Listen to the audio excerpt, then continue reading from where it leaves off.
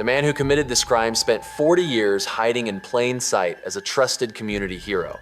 The one piece of evidence that finally exposed him was hiding in a family photo the entire time. You must stick around until the end to discover the shocking method detectives used to get his final confession without him ever saying a word. But inside one duplex on North Brunel Parkway, silence had settled like a weight too heavy to breathe through. That silence was not peace. It was the stillness of tragedy. 12-year-old Tim Slayton and his older brother Jeff were about to discover that the warmth of their home had been replaced by something cold, unthinkable, and permanent. Their mother, 31-year-old Linda Patterson Slayton, would never answer them again. Years before that morning, Linda's life had been a fragile balance between endurance and hope. Born in 1950, she had the kind of beauty that carried both grace and grit.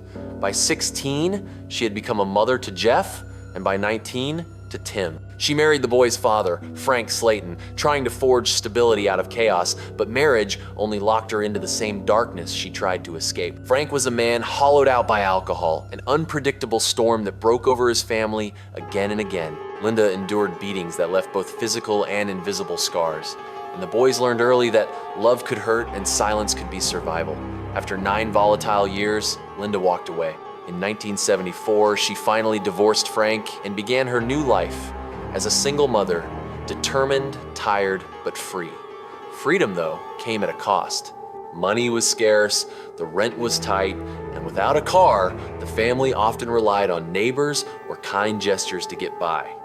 Yet, Linda never let despair win. She worked hard, laughed often, and taught her sons resilience, the kind that came from washing dishes late at night or sharing one meal between 3 plates.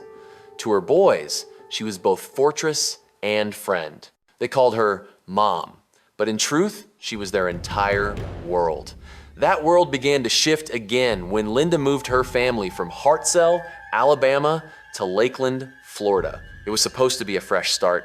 The duplex at 303 North Brunel Parkway was modest, surrounded by grass that glowed under the summer Sunday. Linda told her sister Judy that she planned to make the place feel like home, that she wanted her mother to move in soon and fill the rooms with life and love. No one imagined those rooms would soon hold something else entirely. On the evening of September 3rd, the day before the nightmare, life in the Slayton home was ordinary in its own small ways.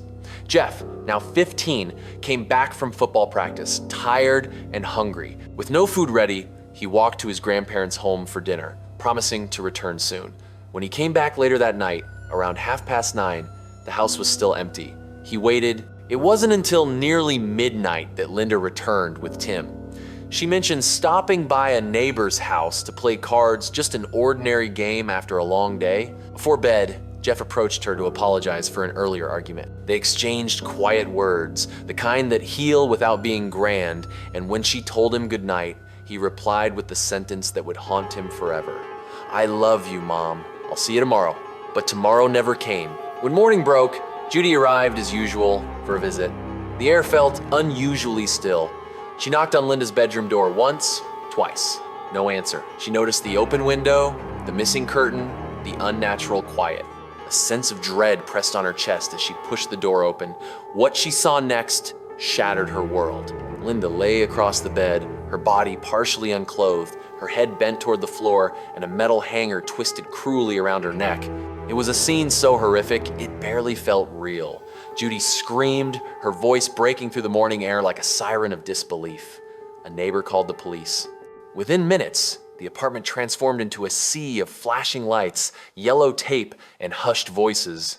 The boys were woken by officers. Jeff was led away before he could see anything, but Tim caught one last glimpse of his mother, lifeless, fragile, and gone. That image would stay with him for the rest of his life. Investigators began their work. Sergeant Edgar Pickett led the scene, collecting evidence from every corner of the bedroom. There were bruises on Linda's arms, marks on her neck, and signs of assault. A palm print smudged against the window frame stood out, one that didn't belong to her. It was the only clue that seemed alive in a room filled with death. But in 1981, DNA technology was science fiction. That single print would wait decades before revealing its secret. The investigation quickly narrowed in on the people closest to Linda. Her ex-husband, Frank, was the first suspect. His history of violence made him an obvious candidate, but his alibi placed him hundreds of miles away in Alabama. Next came Jeff. The idea of a son unaliving his mother felt unimaginable, but investigators were desperate, and suspicion doesn't need logic when the trail is cold. Jeff was interrogated, forced to relive that night again and again, strapped to polygraphs that measured grief as guilt. He passed both tests. He was cleared, but the shadow of accusation lingered over him for years. Then there was Linda's boyfriend, a local man she'd been seeing casually. He too was tested, questioned, and cleared. For months, the case spiraled through dead ends. The palm print led nowhere. The life taker had vanished like a ghost. Until, nearly a year later, a new name surfaced: Jimmy Ulmer, a 24-year-old man accused of dragging a child through a window in a nearby neighborhood. His crime mirrored Linda's case almost too perfectly. But before investigators could confront him, he died in prison. A DNA comparison years later ruled him out. The trail froze again. Time passed, cruel and unstoppable. The Slayton brothers grew older under the weight of absence. They moved in with their grandparents, Clarence and Margaret Harris, who tried to give them normalcy in a world that no longer made sense. Football became Tim's refuge, the one place he could run without thinking. His coach, a man everyone called Coach Joe, often gave him rides, checked in on him, and made sure he was okay. To a boy who'd lost everything, that kindness felt like a lifeline. He even hung a team photograph on his wall, where Coach Joe stood just behind him, hand resting on his shoulder, a symbol of safety. He had no idea the devil was already framed in that picture. Years rolled into decades. Jeff married and had children of his own. Tim started a family too. But every September, pain resurfaced. Every anniversary felt like an open wound. They called the Lakeland Police Department every few years, asking if there was any progress, any hope. The answer was always the same: no new leads. In 1998, a fresh set of eyes took over the cold case. Detective Brad Grice revisited every piece of evidence left behind. Among the dust and forgotten files, he found something unidentified DNA collected in 1981. Technology had evolved. He sent the sample to the Florida Department of Law Enforcement, hoping for a miracle. A year later, a complete DNA profile was built. Hope returned to the Slayton family like a trembling flame. Grice began retesting every known suspect. Jeff, Frank, each one came back negative. By 2005, he entered the profile into the FBI's national database. Still, no match. 17 years of chasing ghosts wore Detective Grice down. When he retired in 2015, the file changed hands once more. New detectives took it on: Tommy Hathcock and Russell Hurley. Where others saw a dead end, they saw a challenge. And by then, the science of truth had changed again. A genetic genealogist named CeCe Moore was called in. She specialized in tracking bloodlines through public DNA databases, building family trees from fragments of strangers. When the unknown DNA from the Slayton case was uploaded, a web of distant relatives began to appear. Piece by piece, CeCe traced the tree backward, connecting cousins, siblings, ancestors. 3 branches emerged. One led straight to a man named Joseph Clinton Mills. To the world, he was Coach Joe. To Tim, he had been a mentor. To Linda, he was the man who'd once offered her sons rides after practice. To Justice, he was the missing link. Detectives were stunned. They checked old case notes. Mills had even spoken with police the day after Linda's death. He told them he dropped Tim off that night after football. They believed him. Why wouldn't they? He was a beloved coach, a pillar in the community. No one looked deeper. But the evidence didn't lie. The palm print found on Linda's window matched his. The DNA from the crime scene matched his. All they needed was a fresh sample to confirm what 40 years of questions had been hiding. So investigators did what any clever detective would. They went through his garbage. From discarded medical tape in one of his trash bags, they extracted enough DNA to run a test. 2 weeks later, the lab confirmed it an exact match. The life taker who haunted the Slayton family for decades had been walking free, smiling, coaching, raising his own children and grandchildren less than half an hour from where Linda took her last breath. When police arrested Mills in December 2019, he was 58 years old. They confronted him with the evidence, and he claimed that he and Linda had been together that night willingly, that it was consensual. But the bruises, the broken hanger, the timeline, and the DNA told a different story. He had stalked her.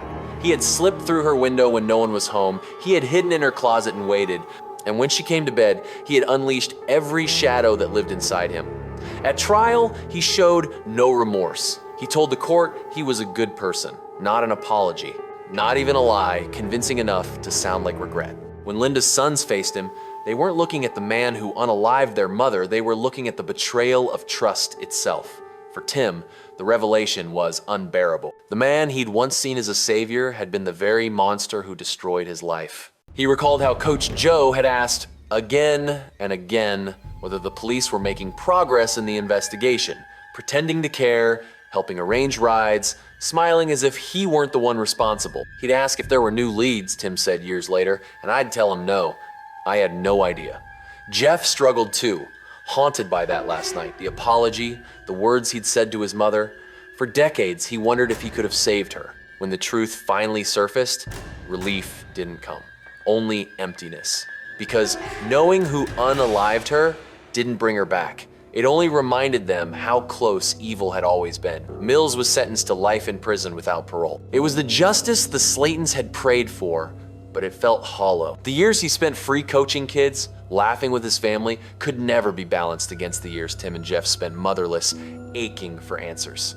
Even now, the brothers remain inseparable. They visit Linda's grave every year. Jeff lights a candle. Tim stands in silence, the same photograph still burned into his memory, his younger self smiling with his teammates, Coach Joe standing right behind him. The picture remains, but it no longer feels like hope. It's a reminder that monsters don't always hide in the dark. Sometimes they stand beside you, hand on your shoulder, smiling for the camera. For 40 years, the name Linda Slayton lingered in the silence of old police files. Just another cold case. But beneath that silence were sons who refused to stop asking questions, detectives who refused to stop believing in science, and a mother whose story demanded to be told. Her death began as a mystery, but her legacy ended as a lesson in perseverance, proof that even in the longest winters of grief, truth eventually thaws. And somewhere behind the prison walls of Florida, the man once known as Coach Joe now lives with the knowledge that the family he shattered never truly stopped searching. They carried his secret until time itself betrayed him. Justice, though late, had finally come home to 303 North Burnell Parkway. So now you know the unbelievable truth behind this 40-year-old cold case. I need to know which part of this story shocked you the most. Tell me if you suspected the real culprit before the big reveal. Share your own theories about other cases that might have similar twists in the comments below. Let me know what you think. Make sure to follow for more true crime stories that will challenge everything you thought you knew.